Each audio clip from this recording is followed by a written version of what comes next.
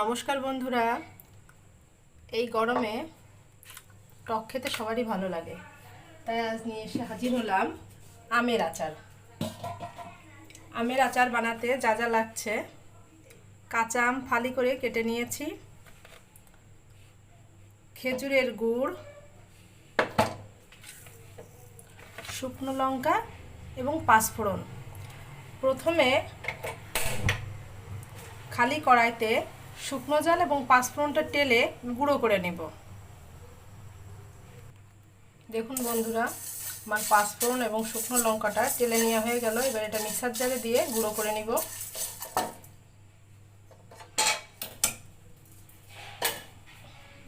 অন্য একটা পাত্রে সরিষার তেল দিয়ে তাতে পাঁচফোড়ন এবং গোটা শুকনো লঙ্কা দিয়ে দেব।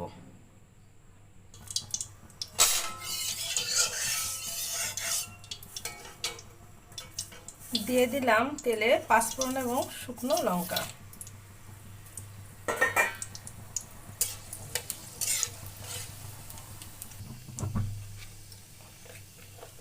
এবার দিয়ে দিচ্ছি কেটে ফালি করে রাখা কাঁচা আম।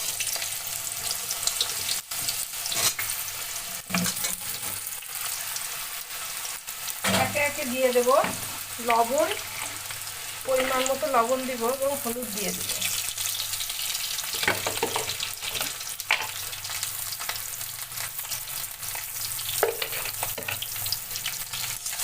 দিয়ে ভালোভাবে কষিয়ে নিতে হবে যতক্ষণ আমটা সিদ্ধ না হয়।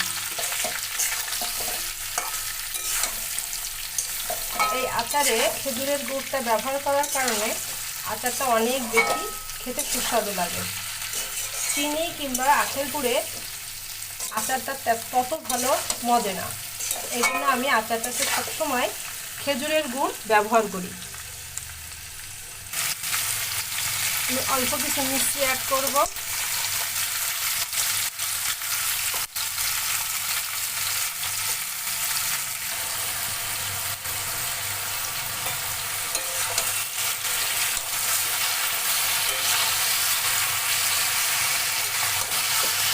আম থেকে জল ছেড়ে দিয়েছে, দেখুন বন্ধুরা, আস্তে আস্তে করে আমটা একদম সিদ্ধ হয়ে গলে যাবে। সে পর্যায়ে আমি খেজুরের গুড়টা দিয়ে দেব।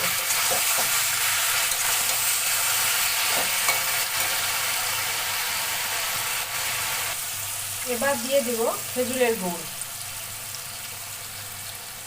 এই আচারটাতে যে যেমনভাবে মিষ্টি খেতে পছন্দ করবে সে ঠিক তেমনভাবে দেবে পরিমাণ মতো, কারণ আচারটা একটু টক মিষ্টি হলেই খেতে ভালো লাগবে।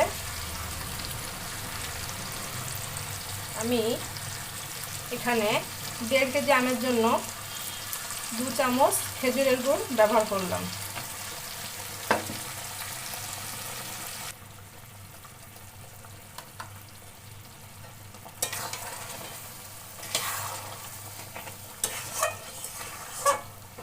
যত গুড়টা শুকিয়ে আসবে আমের আচারের কালারটাও ততই সুন্দর দেখাবে।